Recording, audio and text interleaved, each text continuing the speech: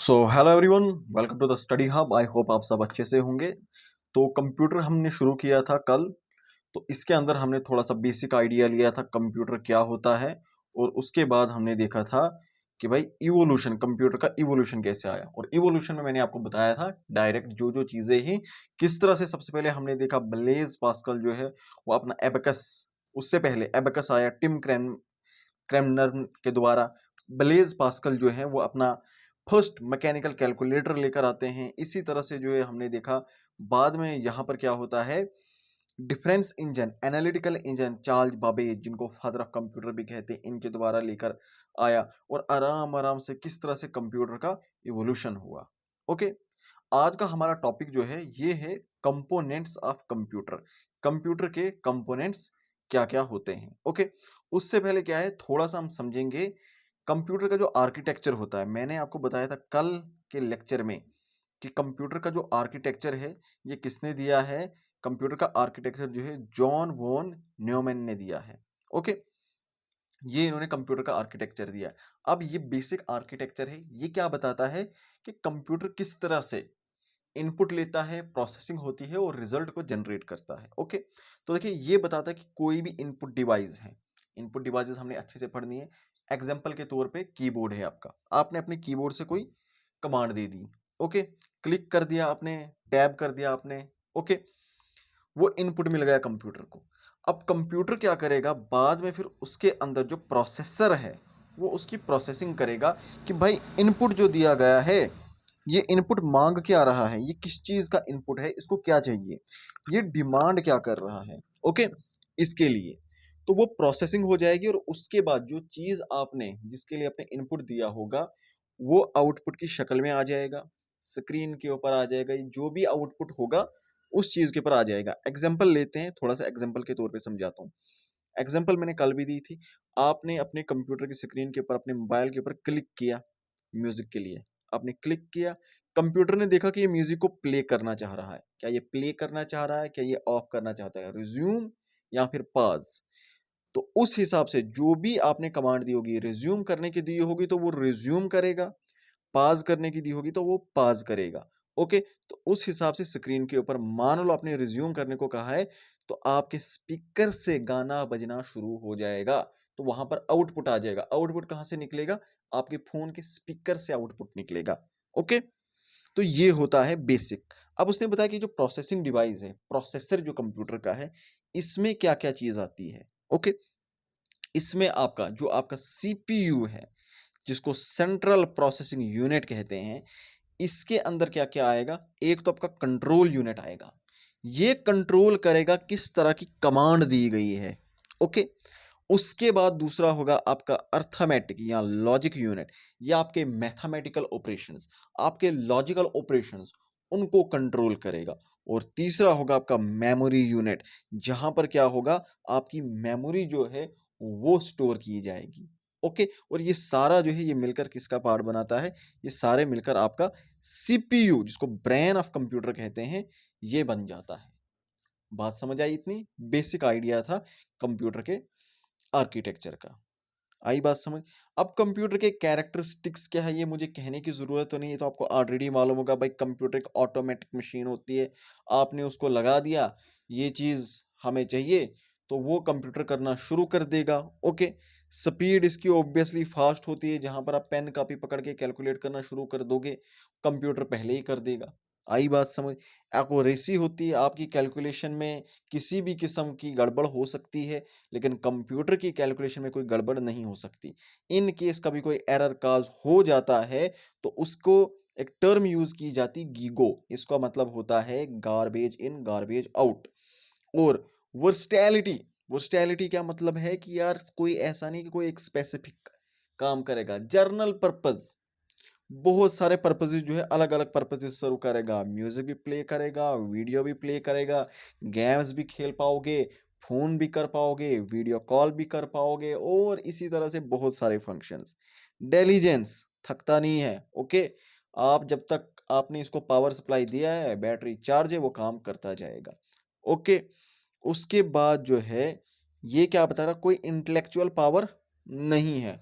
Okay, all दो कि हम देखते हैं आज आर्टिफिशियल इंटेलिजेंस उनके अंदर कुछ प्रोग्रामिंग की जाती है उस तरह की कि हमें लगता है कि शायद अपने लेवल पे सोच रहे हैं, बट वो प्रोग्रामिंग उस तरह की उनके अंदर की जाती है कि वो कुछ चीज़ों को सीखते हैं। I am so sorry. Okay, but वो अभी हमारा टॉपिक नहीं है कि आर्टिफिशियल इंटेलिजेंस क्या है, वो किस तरह से काम करते हैं, वो नहीं।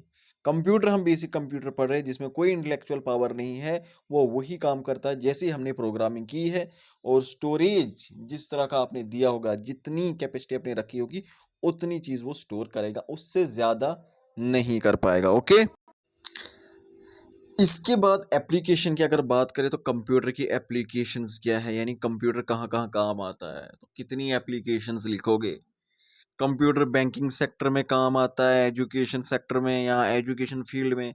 ये जो मैं आपको पढ़ा रहा हूँ, ये कंप्यूटर के जरिए आप पढ़ रहे हो, तो देखो कंप्यूटर का एप्लीकेशन है medical purposes, business purposes, entertainment, scientific and research, of course weather forecasting, administration. आज जो हम ई गवर्नेंस की जो बात करते हैं, ये सारी चीज़ें क्या है, कंप्यूटर की ही एप्लीकेशंस हमें देखने को मिलती है। कम्युनिकेशन में, ऑफ कोर्स डिफेंस पर्पस में, और भी जितनी एग्जांपल आप चाहो लिख सकते हो कंप्यूटर का कहाँ कहाँ पे इस्तेमाल होता है।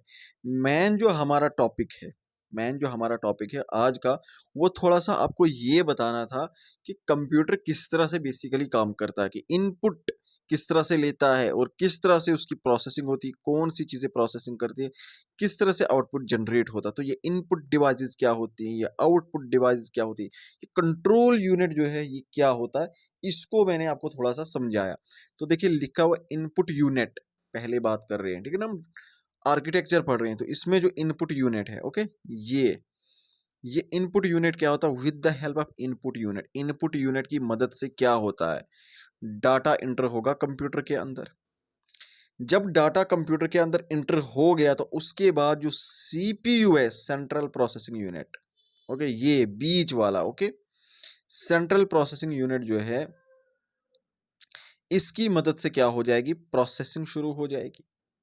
अब ये सीपीयू जो है, ये सबसे ज्यादा इंपॉर्टेंट पार्ट है किसी भी कंप्यूटर का। ओके, इसके अंदर आपका क्या क्या आ जाएगा, इसके अंदर आपका आई एम सॉरी, आपका control unit, arithmetic logic unit, memory unit, ये आ जाएंगे। ओके, ये यूनिट जो है इसके अंदर जैसे मैंने बताया अर्थमेटिक लॉजिक यूनिट, ये क्या काम करेगा, जितने भी अर्थमेटिक लॉजिक ऑपरेशन हो गए डिसीजन मेकिंग वाले, ये परफॉर्म करेगा। इसी के अंदर आपका कंट्रोल यूनिट होगा, वो क्या काम करेगा, जो भी इंस्ट्रक्शंस मिलेंगी उन इंस्ट्रक्शंस को कंट्रोल करेगा। ओके, और क्या टाइमिंग रहेगी, किस तरह से परफॉर्म करना है, कितने टाइम में वो होगा, वो सारी चीजें ये करेगा, कंट्रोल करना है ना इसने। ओके, तो इसको क्या बोलते हैं, ये जो प्रोसेस होता है इंस्ट्रक्शंस को परफॉर्म करने का, इसके लिए हम एक टर्म यूज करते हैं, इंस्ट्रक्शन साइकिल या फिर मशीन साइकिल इसको बोलते हैं, जिसके अंदर क्या क्या होता है कि भाई डाटा को फेच करना, उसको फेच करने के बाद डिकोड करना, और फिर उसको एग्जीक्यूट करना या फिर स्टोर करना। आई बात समझ। तो कोई भी इनपुट मिला, उसके बाद फेच करने का मतलब है कि भाई डाटा को मेन मेमोरी से आप ले रहे हो। अच्छा, ये चीज़ है। डिकोड करोगे किस तरह की इंफॉर्मेशन है, और फिर उसके ऊपर किस तरह का ऑपरेशन परफॉर्म करना है, तो वो एग्जीक्यूट करना हो गया। आई बात समझ। और स्टोर अगर करना होगा उस इंफॉर्मेशन को, तो वो चौथा स्टेप आ जाएगा उसको स्टोर करने का। आई बात समझ। और इसमें उसके बाद काम आता है आउटपुट यूनिट का, कि भाई आपने इनपुट दे दिया, सेंट्रल प्रोसेसिंग यूनिट सीपीयू ने उसको प्रोसेस किया जिस तरह की इंफॉर्मेशन थी, और फिर डिजायर्ड रिजल्ट वो जनरेट किया जाएगा आउटपुट डिवाइस की मदद से। जैसे मैंने आपको एक सिंपल एग्जांपल दी, म्यूजिक है, आपने कंप्यूटर के ऊपर क्लिक कर दिया, ओके, म्यूजिक रिज्यूम हो गया। रिज्यूम कैसे हुआ, क्योंकि कंप्यूटर ने समझा ये गाना बजाना चाहता है, उसको प्रोसेस किया, वो समझ गया उसको, और फिर जो रिजल्ट है वो कहां पर आ जाएगा, स्पीकर की शक्ल में वो बाहर निकलेगा। स्पीकर क्या है, वो एक आउटपुट डिवाइस है। ये बात समझ आ गई। ये रजिस्टर क्या है, ये हम आगे पढ़ेंगे। ये यहाँ पे इतना याद रखना कि भाई ये भी क्या काम करता है, एक हाई स्पीड प्रोसेसिंग एरिया है, सीपीयू के ही अंदर है, टेम्परेरी प्रोसेसिंग के लिए। ये रजिस्टर, ये कैशे मेमोरी, ये सारी चीज़ें हम जब मेमोरी का टॉपिक पढ़ेंगे वहाँ पे पढ़ेंगे, यहाँ पे नहीं। यहाँ पे आपको सिर्फ इतना याद समझना है, इनपुट डिवाइसेस, सीपीयू और आउटपुट डिवाइसेस। ओके, तो इसी में नेक्स्ट जो हमारा टॉपिक आएगा वो हम कंपोनेंट्स पढ़ेंगे जिसके अंदर हम हार्डवेयर, सॉफ्टवेयर, पहले हार्डवेयर के ऊपर जाएँगे। हार्डवेयर के अंदर जो हमने चीज़ें पढ़नी है, input devices, processing, output, storage devices, कुछ दिन इनके ऊपर लगेंगे क्योंकि ये टॉपिक यहाँ से कई बार क्वेश्चन आते हैं, इसको हमने डिटेल में कवर करना है। ये बात समझ आई? तो आई होप यहाँ तक आपको समझ आया होगा, अच्छे से क्लियर हुआ होगा। बेसिक ही चल रहा है फिलहाल के लिए, ओके? बेसिक ही चल रहा है ताकि आप थोड़े से फ़ैमिलियर हो जाओगे कंप्यूटर की लैंग्वेज से, ओके? कल से हमारी असली जर्नी शुरू हो जाएगी components of computer. Okay? Thank you so much.